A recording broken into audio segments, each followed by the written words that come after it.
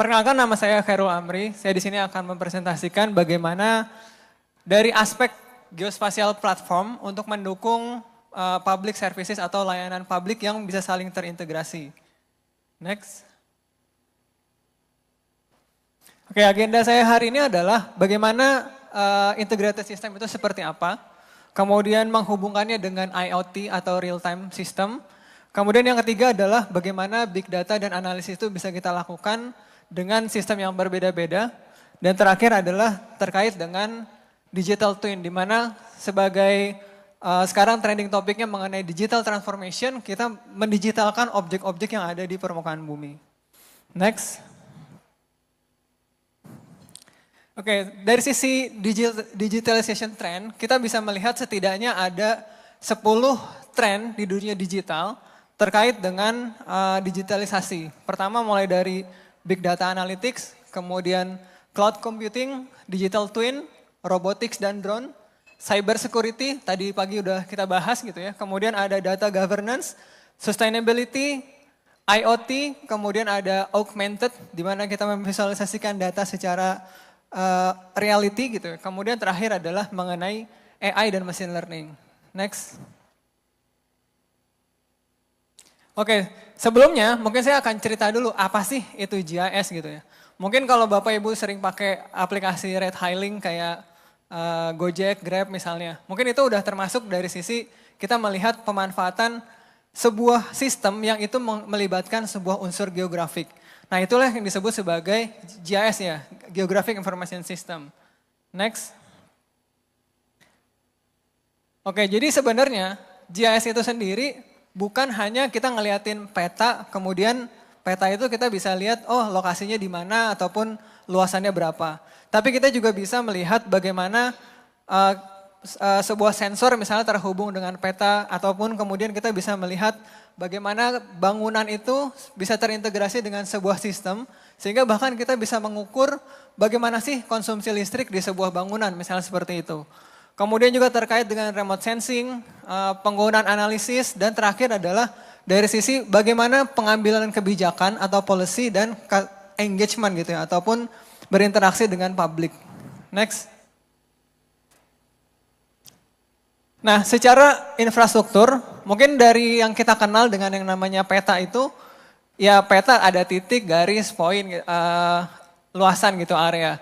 Tapi setidaknya sekarang itu yang kita kenal sebagai, yang disebut sebagai geospatial infrastructure itu gak hanya sekedar peta tok gitu ya. Tapi juga kita bisa melihat atau memvisualisasikan berbagai macam data, misalnya geovideo, big data, real time, analytic services, dan lain sebagainya. Jadi setiap objek sekarang bisa dibilang bisa terintegrasi juga dengan yang namanya pemetaan. Next. Nah, ArcGIS sendiri merupakan sebuah platform yang sifatnya open, di mana ketika kita ingin berintegrasi ataupun terintegrasi dengan sistem yang lain, maka itu sangat dimungkinkan dengan open platform seperti ini. Mulai dari open standard, API, mungkin open source, open science, dan open architecture itu bisa dikolaborasikan dalam sebuah sistem. Itu yang kami sebut sebagai sebuah platform yang sifatnya open. Next.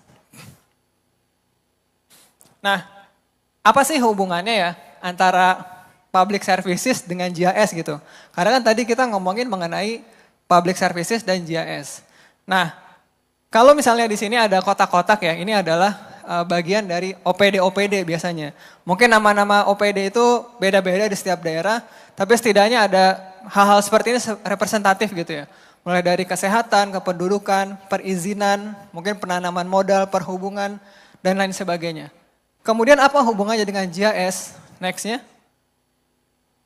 Nah, baik. Oke, hubungannya adalah location.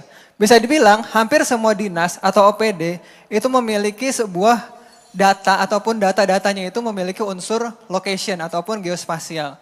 Makanya ini akan sangat terhubung nantinya bagaimana smart city itu juga bisa melibatkan geospasial dalam implementasinya seperti itu.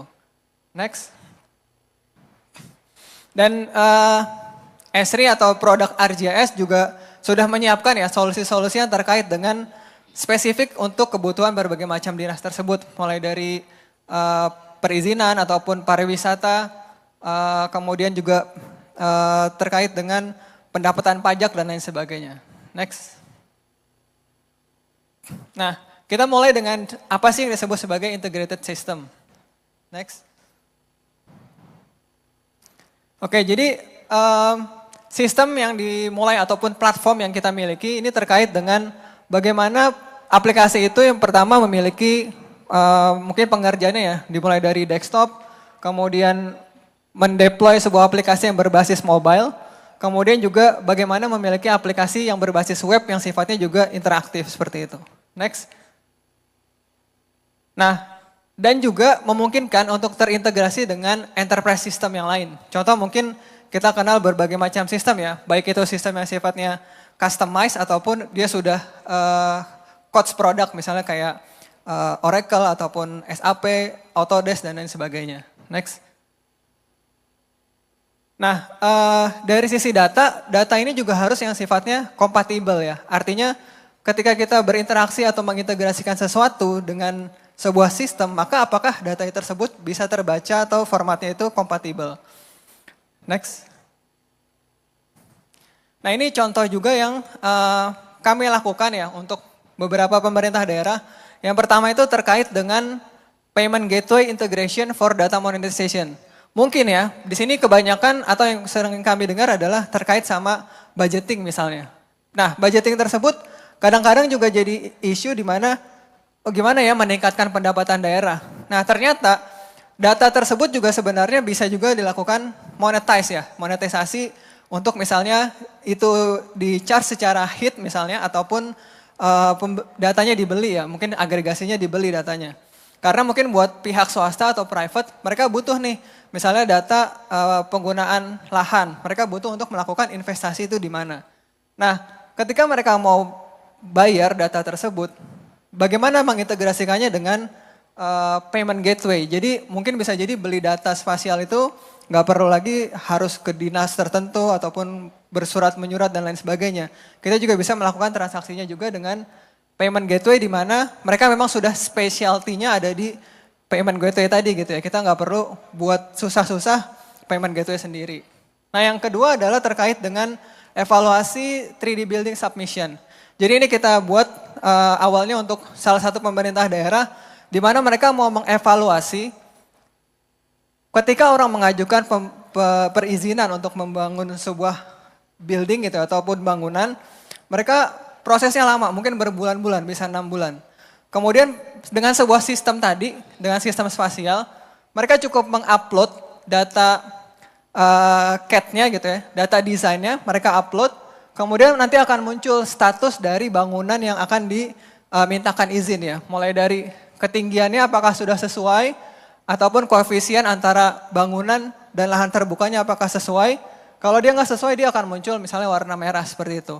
Jadi inilah konsep dari sisi integrasi di mana tidak hanya software spasial saja yang digunakan, tetapi bisa jadi melibatkan sistem-sistem yang lain seperti itu. Next. Nah, kita akan masuk ke sisi IoT dan real time ya. Jadi kalau tadi kita udah ngomongin integrated system, kemudian mungkin nggak sih sesuatu yang sifatnya real time juga kita integrasikan. Nah, real time dan IoT ini bentuknya seperti apa? Next. Oke, next lagi. Ya, ada personal tracking ya, next. Oke, terima kasih. Nah, jadi kita ini bisa ya, misalnya dalam sisi pemerintahan daerah kita juga melakukan misalnya personal tracking, di mana sih tempat-tempat yang lagi disurvei atau workforce kita itu personelnya lagi di mana, melakukan apa, itu bisa juga dilakukan tracking dengan real time tadi gitu. Kemudian juga dari sisi resource allocation, misalnya mereka banyak berkumpul di mana gitu. Ataupun dari sisi misalnya monitoring bencana ataupun monitoring contoh misalnya cuaca ataupun udara gitu ya. Mungkin kalau karena saya tinggal di Jakarta, isunya sekarang mungkin kayak pencemaran atau polusi udara juga cukup marak gitu ya. Nah bagaimana sih hal tersebut bisa dimonitor dengan melihat spasialnya seperti apa. Next. Nah, dalam geospasial kita bisa ngelihat bentuk-bentuk real time-nya seperti apa. Pertama mulai dari objek yang sifatnya movement ya atau tracking. Dimana kita bisa melihat kayak benda-benda yang bergerak, misalnya kendaraan dinas misalnya ataupun mungkin hewan ternak bisa di tracking juga gitu ya. Kemudian dari sisi sensor monitoring, jadi yang berubah itu bukan posisinya tetapi data atribut gitu. Misalnya cuaca gitu atau sensor traffic, lokasinya sama tapi mungkin datanya yang berubah secara real time. Dan terakhir adalah sesuatu yang sifatnya dynamic event. Jadi ketika kita punya mungkin kejadian kecelakaan ya, pasti kan lokasinya nggak pasti tuh. Kemudian atributnya juga berubah, oh ada kecelakaan di lokasi yang mana, seperti itu. Next. Nah ini adalah contoh bagaimana pemanfaatan real time untuk operation ya ataupun dari public services tadi. Misalnya pemanfaatan untuk pemantauan bencana dari sisi misalnya pintu air statusnya seperti apa. Dan kita bisa lihat juga dari chatbot gitu. Bisa chat untuk gimana sih status pintu air, itu bisa dilakukan juga dengan integrasi via mobile apps. Dan yang kedua juga kita pernah melakukan untuk Cianjur ya, monitoring kebencanaan. Di mana kita memonitor gak hanya status di lapangan seperti apa, tapi juga dari sisi misalnya merecord atau mengekstrak di mana lokasi-lokasi rumah yang itu terkena dampak bencana, seperti itu. Next. Nah, setelah kita masuk ke real time itu apa sih fungsinya? Pada umumnya real time ini datanya feeding terus ya. Mereka kirim data, kemudian ujung-ujungnya apa ketika datanya bertambah? Ke sisi volume ya. Volumenya itu lebih besar, kemudian varietasnya juga banyak. Nah, maka kita butuh nih yang namanya analisis big data. Next. Nah, ketika kita melakukan analisis big data, ini mulai dari data engineering, bagaimana memvisualkan misalnya jutaan record data dalam satu tempat gitu. Kemudian bagaimana penggunaan machine learning atau AI dalam melakukan analisis. Karena kita sekarang mungkin ketika datanya udah jutaan atau mungkin puluhan juta, kita mungkin udah nggak bisa melakukan query lagi. Nah, ada yang namanya generative AI gitu. Kita bisa menganalisis data itu lewat AI tadi. Next. Nah ini ada contoh-contoh ya penggunaan AI dan machine learning atau deep learning yang digunakan untuk monitoring atau analisis big data di lapangan. Contoh mulai dari identifikasi kendaraan ataupun ekstrak bangunan misalnya, itu juga memungkinkan menggunakan AI ini. Next lagi. Nah ini beberapa contoh ya, jadi kalau di Esri atau RGS product, kita sudah menyediakan juga sekitar 50 lebih model yang sudah pre-train. Jadi model tersebut nggak perlu dilakukan training dulu gitu ya, karena proses training pasti butuh waktu. Jadi kita cukup menggunakan pre-train model ini misalnya untuk mengekstrak bangunan ataupun melakukan segmentasi penggunaan wilayah, kita cukup menggunakan pre-train modelnya. Next. Nah terakhir adalah dari sisi digital twin. Next lagi, di mana kita juga dituntut ya untuk memvisualkan ataupun mensimulasikan bagaimana sih kenampakan di permukaan bumi atau objek-objek ini secara bentuk sesungguhnya, mendigitalkan objek tersebut gitu. Nah, GIS adalah fondasinya nih untuk digital twin. Jadi gak hanya untuk memonitor sebuah objek bangunan, tapi dengan GIS kita juga bisa melakukan analisis surroundingnya di sekitarnya seperti apa. Misalnya kita bikin sebuah bangunan, kemudian impact terhadap lingkungannya apa sih, itu juga bisa dilakukan dengan GIS. Next. Nah ini beberapa contoh ya penggunaan digital twin, mulai dari BIM misalnya, analisis jaringan, misalnya kita bisa identifikasi menggunakan augmented reality di mana jalur-jalur atau pipa atau jalur listrik misalnya yang sudah tertanam di bawah tanah misalnya. Kita bisa identifikasi lewat augmented reality. Ataupun melakukan simulasi kota gitu ya. Next. Nah, apa sih prosesnya untuk melakukan digital twin tadi? Mulai dari data capturing, bisa pakai LiDAR, drone gitu ya. Kemudian kita modelkan, baik itu modelnya LOD 0 gitu ya sampai LOD 4 misalnya. Kemudian nextnya kita bisa melakukan integrasi juga misalnya dengan sensor. Jadi kita bisa tahu sebuah pipa misalnya suhunya berapa sih ataupun ada kebocoran atau enggak, itu bisa dilakukan dengan BIM. Next lagi. Nah, terakhir adalah ketika kita sebagai penyelenggara ya public services, maka ujungnya adalah bagaimana ini bermanfaat buat publik atau masyarakat. Nah, dengan sharing and collaboration, kita bisa share itu sebagai sebuah aplikasi, bisa sebagai mobile apps, sebagai story map misalnya, itu sangat dimungkinkan. Next.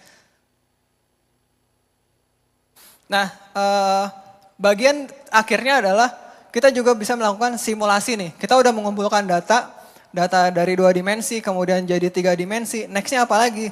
Data yang udah kita punya ini, kemudian kita bisa simulasikan ke dalam game engine misalnya, untuk melakukan simulasi, misalnya terjadi evakuasi misalnya untuk daerah bencana, ataupun simulasi kejadian banjir. Nah, datanya real, datanya itu dari data spasial yang sudah kita miliki dan kita bisa kompatibel dengan game engine sehingga kita bisa mensimulasikan kalau misalnya kejadian gempa, orang evakuasi, mereka berapa lama sih timingnya misalnya seperti itu. Next. Oke, next lagi. Itu ada weather effect. Next. Nah, terakhir mungkin dari sisi imersif ya, ataupun mungkin kita kenalnya dengan dunia metaverse. Mungkin buat beberapa kota besar juga ketika kita mau melakukan penawaran ya investasi kepada investor, mereka mungkin nggak perlu harus langsung datang ke lokasi gitu. Dia dengan data yang udah kita punya, mereka bisa melakukan simulasi dengan AR, VR misalnya untuk melakukan, oh ini penempatannya seperti apa, itu bisa dilakukan simulasi juga dengan data spasial. Next. Nah, mungkin kami atau Esri sudah berkecimpung di dunia spasial ini sudah lebih dari 50 tahun dan terus makin advance gitu ya. Continue untuk advance dan juga mensupport terutama dari sisi pemerintahan daerah. Dan teknologi-teknologi ini juga bisa disupport atau digunakan ya untuk pemerintahan daerah mulai dari real time, imagery, AI, graph database dan seterusnya. Next. Dan ini beberapa contoh ya penggunaan geospasial yang disupport oleh Esri dan salah satunya di sini ada Kota Tangerang sebagai salah satu implementernya. Dan next lagi.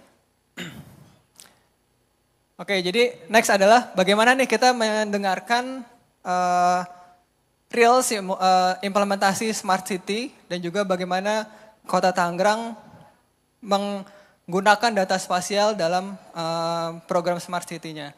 Saya persilakan buat moderator dan Ibu Indri, silakan.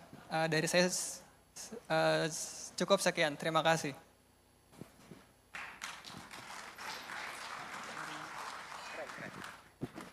Sudah Pak? Oke, terima kasih, luar biasa sekali. Langsung ya, disambung ya Bu ya? Oh langsung. Iya, sudah siap Ibu?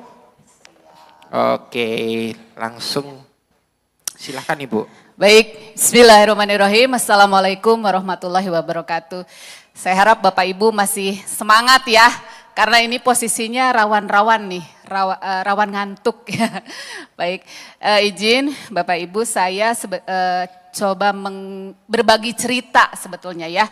Bukan untuk menggurui, tapi saya coba berbagi cerita kepada Bapak Ibu semua apa yang sudah dilakukan oleh pemerintah Kota Tangerang. Nah, kebetulan saya diberikan judul ini termasuk oleh Pak Joni ini sistem layanan publik terintegrasi di Kota Tangerang. Memang sebagiannya nanti saya akan bicara terkait dengan spasial yang tadi sudah disampaikan oleh Pak Amri ya. Oke, next.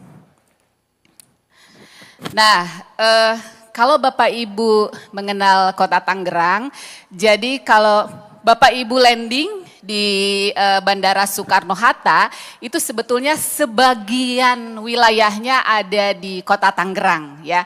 Jadi kalau melihat wilayah Kota Tangerang ini ada 178,35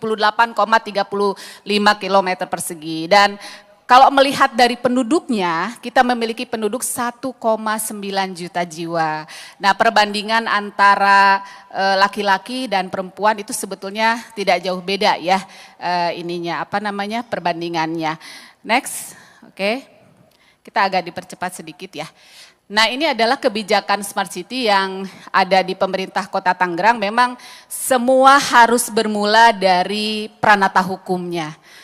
Benerin dulu, perbaiki dulu pranata hukumnya, baru kita akan bisa melakukan semuanya dengan lebih optimal. Jadi pemerintah Kota Tangerang sudah menyiapkan mulai dari peraturan wali kota sampai dengan keputusan wali kota terkait dengan Smart City. Dan memang Smart City di pemerintah Kota Tangerang itu sudah mulai dilaksanakan sejak 2017 sebetulnya ya Bapak Ibu semua, dan sampai dengan saat ini. Oke, next. Nah, saat ini di Dinas Kominfo khususnya Kota Tangerang, kita sudah membangun beberapa infrastruktur teknologi informasi komunikasi untuk mendukung Smart City kita. Di mana kita sudah memiliki 101 server, kemudian bandwidth saat ini ya Bapak Ibu semua 400 Mbps, kemudian sertifikasi ISO 27001 tahun 2013, dan sekarang kita sedang berproses untuk ISO 27001 2022, dan insya Allah akan kita selesaikan pada bulan ini ya Bapak Ibu. Oke, next. Untuk sumber daya manusia kita memiliki 85 SDM yang saat ini memang ada pada Dinas Kominfo. Oke, next. Nah, untuk dimensi smart governance memang pemerintah Kota Tangerang itu memiliki 2 super apps ya. Super apps yang kita bangun yaitu Super Apps Tangerang Live. Live itu singkatan ya Bapak Ibu, livable, investable, visitable, dan ICT. Ya, nggak jauh-jauh lah dari kota cerdas seperti itu ya.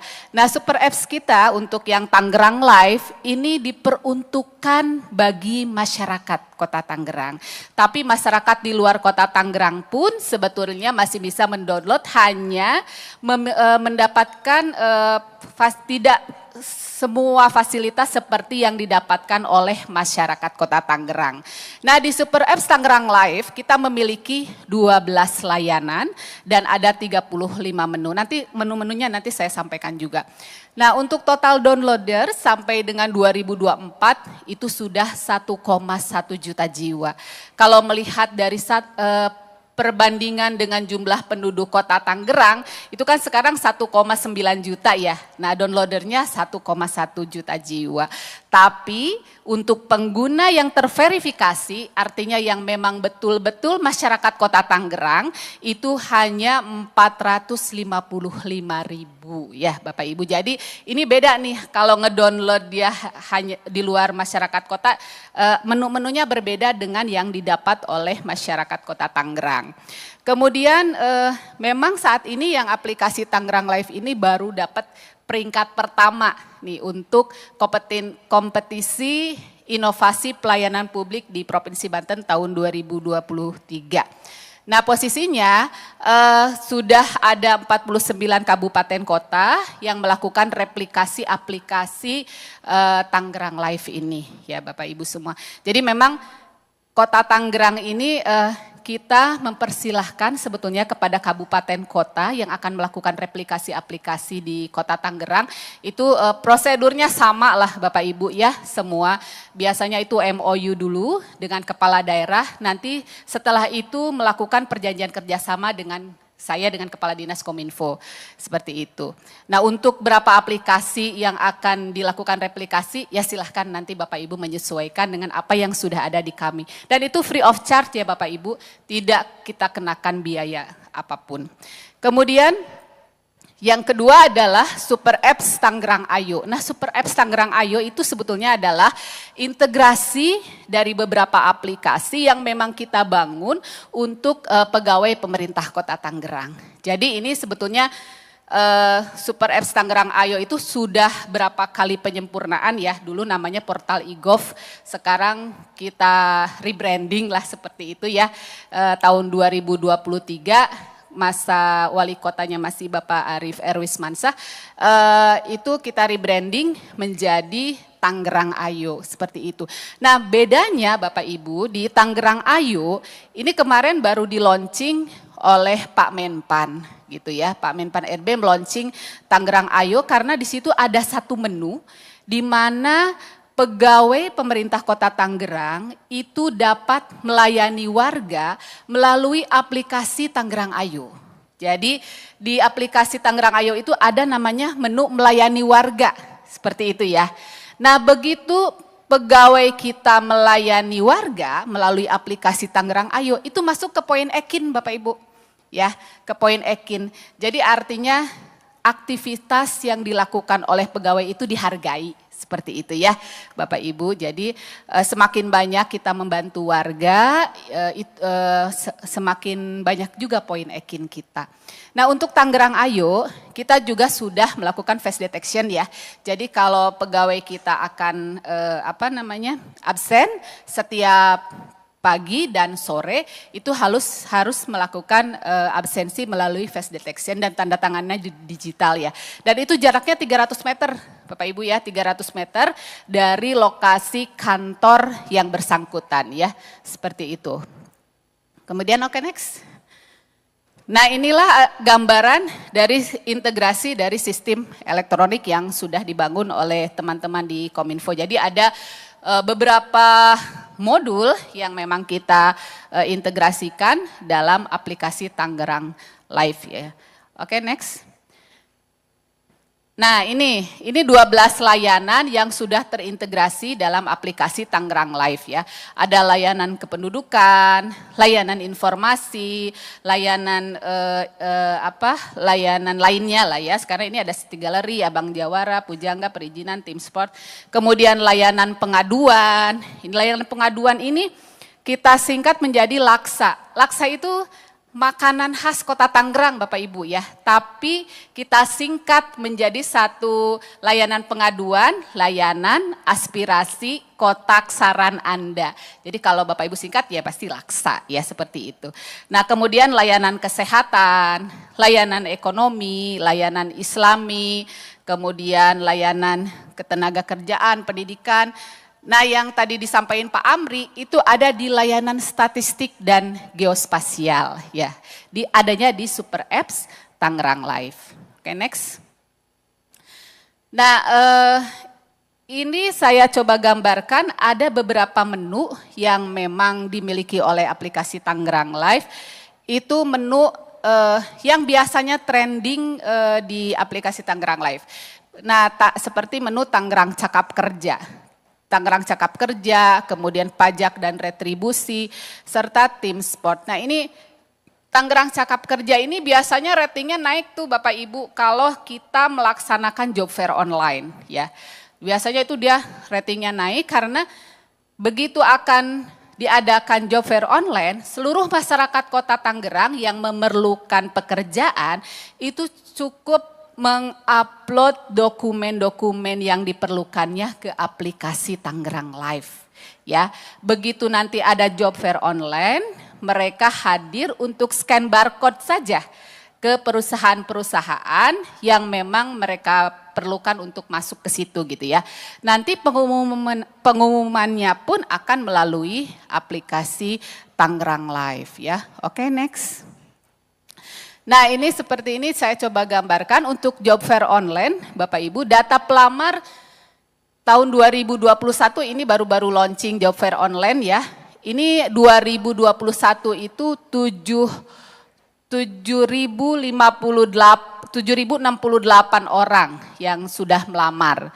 Kemudian 2022 ada tuh mulai peningkatan 20.732, 2023 8.351 dan ini 2024 ini per Juni ya Bapak Ibu ya, karena job fair kita masih terus berlangsung sampai Desember itu 2.639 gitu ya. Kemudian untuk pembuatan kartu kuning juga ya, kita juga lakukan melalui aplikasi Super Apps Tangerang Live. Termasuk juga pelatihan BLK dan wirausaha. Peminatnya ternyata cukup banyak di posisi 2024 ini ya, hampir menyentuh 10.000 orang. Oke, next. Nah ini Bapak Ibu semua, kalau kita melihat dari tadi Super Apps Tangerang Live itu ada menu namanya pembayaran pajak dan retribusi. Saya ambil contoh misalnya ini ada pajak PBB ya. Pajak PBB sebelum kita memberlakukannya melalui aplikasi Super Apps Tangerang Live itu memang pendapatannya kurang maksimal ya Bapak Ibu. Tapi setelah kita sediakan kemudahan pembayaran di dalam aplikasi Super Apps Tangerang Live, ternyata pendapatan asli daerah kita meningkat ya Bapak Ibu seperti itu. Jadi Bapak Ibu bisa lihat dari mulai 703 juta sekian sekarang sudah mencapai 2,3 miliar di posisi Juni Ibu ya. Belum habis tuh, masih ada Juli, Agustus, September, Oktober sampai ke Desember ya. Seperti oke, next. Nah, begitu juga dengan tim sport. Nah, tim sport ini adalah satu aplikasi yang ada di Super Apps Tangerang Live dan ini adalah aplikasi untuk menyewa GOR ya, menyewa GOR Bapak Ibu ya. Jadi untuk aplikasi tim sport ini warga bisa melakukan sewa GOR di aplikasi Tangerang Live dan itu sewanya itu langsung masuk ke kas daerah ya.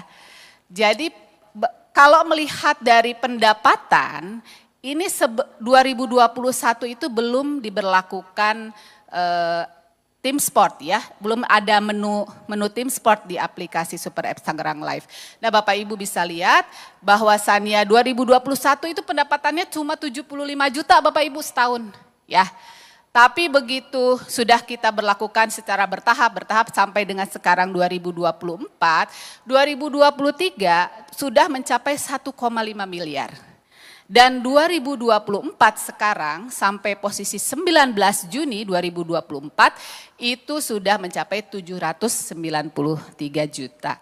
Ya, oke next. Selanjutnya, nah ini yang saya tadi terangkan ke Bapak Ibu semua, kita punya layanan aspirasi kotak saran Anda. Di pengaduan nih Bapak Ibu, pengaduan masyarakat yang harus ditindaklanjuti oleh pemerintah Kota Tangerang. Dan posisi 2023 kemarin kita mendapatkan laporan 15.000 sekian gitu ya. Kemudian pengaduan masyarakatnya juga 6.794 dan mungkin di Bapak Ibu sama, kita juga ada 112, ada 119 ya untuk layanan kegawat daruratan dan non kegawat daruratan. Itu panggilannya cukup banyak ya Bapak Ibu, 96.082 panggilan. Oke next. Nah di aplikasi Tangerang Live juga kita memang menyediakan bantuan sosial untuk mahasiswa di pemerintah Kota Tangerang itu besarannya 6 juta per orang ya. Dan sekarang posisinya sudah 876 mahasiswa yang sudah terbantu. Dan semuanya permohonan dan sebagainya dilakukan melalui Super Apps Tangerang Live. Oke next. Nah di Super Apps Tangerang Live Bapak Ibu, masyarakat Kota Tangerang itu juga dapat melihat ISPPT, kemudian ISTTS, sertifikat pelatihan kerja, kemudian kartu kuning, dan semua dokumen elektronik yang ada di aplikasi Tangerang Live itu sudah tersertifikasi oleh BSRE ya. Memang pemerintah Kota Tangerang kerjasama dengan BSSN maupun BSRE itu sudah cukup lama Bapak Ibu ya. Termasuk pengembangan dari aplikasi Tangerang Live ini sejak 2016 sampai dengan sekarang. Kemudian kita juga sediakan juga untuk berbagai pembayaran di aplikasi Tangerang Live itu melalui QRIS maupun melalui virtual account ya. Oke next. Iya. Nah, saya mulai nyolek Pak Amri nih. Kita udah bicara soal geospasial. Jadi Bapak Ibu semua bahwa pemerintah Kota Tangerang juga sedang mengembangkan yang namanya Tangerang Satu Peta. Kita juga sama-sama sedang belajar untuk yang Satu Peta ini ya. Dan alhamdulillah kemarin itu 2022 kita sudah mendapatkan simpul jaringan terbaik dari Badan Informasi Geospasial untuk Bu Mandala Ariti, ya seperti itu. Untuk linknya maps.tangerangkota.go.id. Oke, next. Jadi di Maps Tangerang Kota, jadi Bapak Ibu, ini kita agak beda sedikit ya. Kalau mungkin kabupaten kota lain itu hanya menyertakan beberapa OPD saja untuk pengembangan satu peta. Nah, Tangerang Kota itu diwajibkan seluruh OPD itu sama-sama membangun simpul jaringan informasi geospasialnya, termasuk BUMD. Ya, jadi pemerintah Kota Tangerang ini punya 3 BUMD, Bapak Ibu. Ada Perumda Tirta Benteng, ada Perumda Pasar, dan ada PT Tangerang Nusantara Global. Jadi inilah semua harus membangun sama-sama Tangerang satu peta. Jadi posisinya saat ini kita juga memiliki 10 peta tematik berdasarkan KUGI ya, katalog unsur geografis Indonesia. Dan sudah banyak aplikasi yang kita manfaatkan juga dengan geospasial. Oke, next. Nah, ini peta batas wilayah, kemarin 2023 kita juga mendapatkan Bu Mandala Emas ya, Bu Mandala Kanaka dari Badan Informasi Geospasial untuk batas wilayah di seluruh kota Tangerang. Jadi kelurahan di kota Tangerang itu ada 104 Bapak Ibu, 104 kelurahan dan semuanya batas wilayahnya sudah terverifikasi oleh Badan Informasi Geospasial. Oke, next. Ini saya punya waktu 7 menit lagi ya.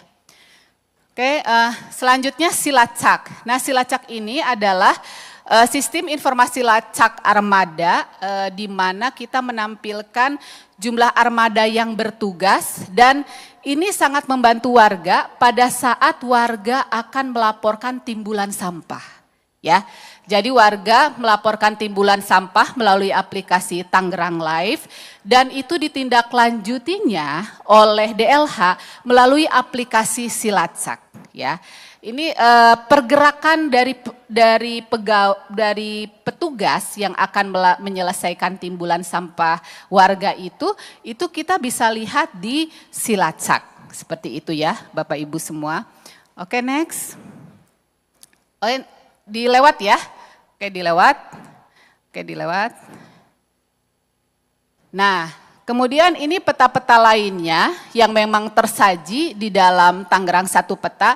Kita juga ada peta monitoring pendapatan asli daerah, kemudian peta PJU Kampung Terang, kemudian peta fasilitas kesehatan, peta sarana prasarana olahraga. Oke, next.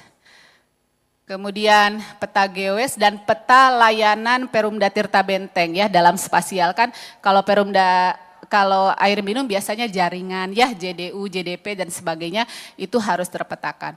Nah, Bapak Ibu semua ini adalah tantangan dan kendala ya. Saya nggak mau bilang masalah karena kalau masalah kesannya kita kagak punya upaya ya. Tapi sebetulnya ini adalah tantangan dan kendala yang biasanya dihadapi oleh pemerintah daerah itu terkait dengan infrastruktur ya. Kan ini kita membangun infrastruktur TIK ini seperti pusat data, jaringan komputer dan sebagainya itu memang cukup besar ya biayanya Bapak Ibu. Kemudian proses integrasi sistem, kadang-kadang kan pembangunan aplikasi beda-beda tuh bahasanya dan ini juga memang memerlukan keharmonisasi untuk aplikasi. Kemudian kesiapan sumber daya ya. Kesiapan sumber daya itu enggak hanya sumber daya ASN, sumber daya manusia dari ASN, tapi juga kita harus memperhatikan kesiapan sumber daya masyarakat. Apakah bukan berarti kita ngebangun aplikasi, tapi ternyata masyarakat kita belum bisa menggunakannya ya secara optimal, kan sayang juga ya. Jadi itu semua harus sama-sama kita siapkan, baik itu ASN maupun masyarakat. Nah, kalau pemerintah Kota Tangerang untuk ASN kita memiliki Tangerang Government University. Kalau Bapak Ibu mungkin mengenalnya Corporate University ya. Tapi Tangerang minta ke Pak Menpan waktu itu, Pak kita kan bukan perusahaan. Jadi kita mintanya Government University gitu ya. Jadi istilahnya di kami Tangerang Gorfu gitu ya, seperti itu. Kemudian yang ketiga adalah koordinasi dan kolaborasi antar stakeholder. Nah ini perlu ya Bapak Ibu, karena ternyata yang kami hadapi di Kota Tangerang, ternyata kolaborasi menjadi salah satu opsi untuk kita bisa mengoptimalkan peran kita. Ya, kolaborasi dengan akademisi, kolaborasi dengan dunia usaha, kolaborasi dengan seluruh pihak. Ternyata itu sangat membantu dalam meningkatkan pemahaman ASN maupun pemahaman masyarakat atas pentingnya layanan publik. Oke, next. Nah, ini seperti ini yang tadi saya sampaikan, juga perubahan budaya organisasi, keamanan dan privasi data serta keterbatasan anggaran. Oke, next. Nah, seperti yang saya sampaikan tadi Bapak Ibu, jadi kerjasama dan kolaborasi Smart City juga memang terus akan kita laksanakan ya, di mana kita juga sudah kerjasama dengan BSSN, ini sudah cukup lama nih dengan BSSN ya, kalau untuk pemerintah Kota Tangerang, ada sertifikat elektronik, kemudian BSSN juga menyimpan salah satu proyek di data centernya Kota Tangerang namanya Honeypot ya, dan itu sudah cukup lama ada di data center kami. Kemudian pengembangan cyber security, ini juga kita selain kerjasama dengan BSSN, kita juga bekerja sama dengan Swiss German University untuk cyber security ya. Kemudian dengan BIG udah pasti, karena pengembangan spasial, kan memang bapaknya spasial nih BIG ya. Nah makanya kita kerjasama dengan BIG, kemudian kerjasama juga kita dengan Universitas Multimedia Nusantara, mungkin di sini ada orang Tangsel. Nah itu Universitas Multimedia Nusantara itu terkait dengan city branding. Kemudian kita juga kerjasama dengan BRIN, Bapak Ibu, kerjasama dengan Badan Riset dan Inovasi Nasional, itu terkait dengan audit TIK. Ya. Kemudian dengan Swiss German tadi University sudah, dan beberapa OPD lainnya. Oke, next. Nah ini sedikit mungkin Bapak Ibu akses sosial media yang dipunyai oleh Dinas Kominfo seperti Instagram, YouTube, kemudian kita juga punya channel Tangerang TV. Ini Kominfo Kota Tangerang punya YouTube channel Tangerang TV yang biasanya kita gunakan untuk mensosialisasikan berbagai aplikasi, berbagai program. Nanti Bapak Ibu bisa lihat Tangerang TV di situ ya. Nanti semua aplikasi yang ada di pemerintah Kota Tangerang bisa terlihat, baik itu aplikasi manajemen pemerintahan maupun aplikasi layanan publik, serta berbagai program lainnya yang ada di pemerintah Kota Tangerang. Oke, next.